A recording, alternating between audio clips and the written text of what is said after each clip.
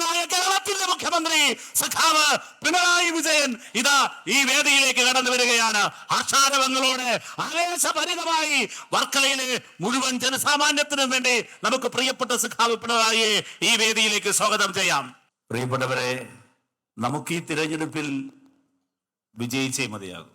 ഒരു തിരഞ്ഞെടുപ്പിലേക്ക് കടന്നു പോകുമ്പോൾ ഓരോ രാഷ്ട്രീയ പാർട്ടിയും എന്താണ് ചെയ്യാൻ പോകുന്നത് എന്ന് ജനസമക്ഷം പറയും. അതാണ് പ്രകടന പത്രിക.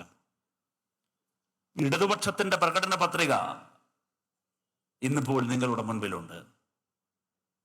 കോൺഗ്രസിന്റെ പ്രകടന പത്രികയും നിങ്ങളുടെ മുൻപിലുണ്ട്. BJPയുടെ പ്രകടന പത്രികയും നിങ്ങളുടെ മുമ്പിലുണ്ട്.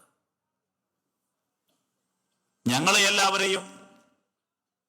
എന്ന് പറയുമ്പോൾ ഇടതുപക്ഷ ജനാധിപത്യ മുന്നണിയുടെ പ്രവർത്തകരെ മാത്രമല്ല, ഈ രാജ്യത്തെ ഒടുവിലത്തെ മതനിരപേക്ഷ വിശ്വാസിയെയും അത്ഭുതപ്പെടുത്തിക്കൊണ്ട് കോൺഗ്രസ് അവരുടെ പ്രകടന പത്രികയിൽ 2 കാര്യങ്ങളെക്കുറിച്ച് കുറ്റകരമായ മൗനം അവലംബിക്കുന്നു. അതിലൊന്ന് ഏക സിവിൽ കോഡിനെ കുറിച്ചാണ്. കോൺഗ്രസ് മിണ്ടുന്നില്ല. രണ്ടാമത്തേത് പൗരത്വ ഭേദഗതി നിയമത്തെക്കുറിച്ചാണ്. കോൺഗ്രസ് മിണ്ടുന്നില്ല. കോൺഗ്രസ് മറന്നുപോയ ഒരു നേതാവുണ്ടായിരുന്നു ഇന്ത്യയിൽ. കോൺഗ്രസ് മറന്നുപോയ ഇന്ത്യയുടെ ഒരു പഴയ പ്രധാനമന്ത്രി ഉണ്ടായിരുന്നു ഇന്ത്യയിൽ. ആ പ്രധാനമന്ത്രിയുടെ പേര് പണ്ഡിറ്റ് ജവഹർലാൽ നെഹ്റു എന്നാണ്. നെഹ്റു ഒരിക്കൽ പറഞ്ഞു, Who lives if India dies? Who dies if India lives? India മരിക്കുകയാണെങ്കിൽ പിന്നെ ആരാണ് ജീവിച്ചിരിക്കുക? ഇന്ത്യ ജീവിച്ചിരിക്കുകയാണെങ്കിൽ പിന്നെ ആരാണ് മരിക്കുക?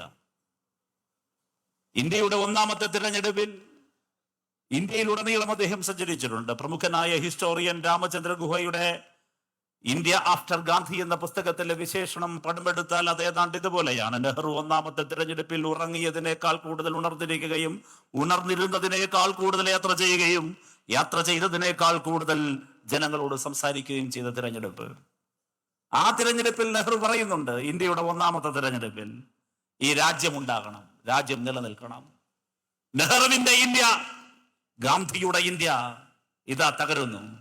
നെഹ്റു സ്വപ്നം കണ്ട ഇന്ത്യ, ഗാന്ധി സ്വപ്നം കണ്ട ഇന്ത്യ, നമ്മൾ പടുത്തുയർത്തിയ ഇന്ത്യ, നമ്മുടെ പൂർവികർ സ്വപ്നം കണ്ട ഇന്ത്യ, അത് ജാതിഭേദം മതദ്വേഷം ഏതുമില്ലാതെ സർവരും സോദരത്തിന് വാഴുന്ന ഒരു മതനിരപേക്ഷ റിപ്പബ്ലിക്കാണ്. പൗരത്വത്തിന് മതം മാനദണ്ഡമാക്കുകയാണ് പൗരത്വ ഭേദഗതി നിയമത്തിലൂടെ. പൗരത്വത്തിന് മാനദണ്ഡമാക്കുക എന്നത് RSSന്റെ അജണ്ടയാണ്.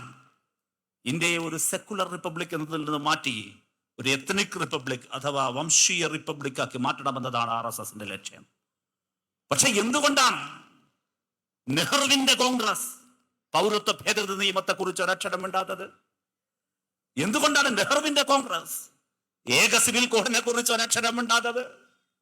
എന്നാൽ ഞങ്ങൾ ജോയിയുടെ ഇടതുപക്ഷം ഈ നാട് ഉറപ്പു നൽകുന്നു, ഒടുവിലത്തെ ഇടതുപക്ഷക്കാരൻ മരിച്ചു വീഴുന്നത് വരെയും പൗരത്വ ഭേദഗതി നിയമത്തിനെതിരായ പോരാട്ടം ഞങ്ങൾ പാർലമെന്റിനുള്ളിലും പാർലമെന്റിന്റെ പുറത്തും തുടരുമെന്ന് ഈ നല്ല നാടിന് ഞങ്ങൾ ഉറപ്പു നൽകുകയാണ്. ഇതാ കേരളത്തിന്റെ പ്രിയപ്പെട്ടവൻ, കേരളത്തിന്റെ ജനനേതാവ്, പ്രിയപ്പെട്ട സഖാവ് പിണറായി വിജയൻ പാലച്ചിറയുടെ മണ്ണിലേക്ക് ഇതാ എത്തിച്ചേർന്നിരിക്കുകയാണ്.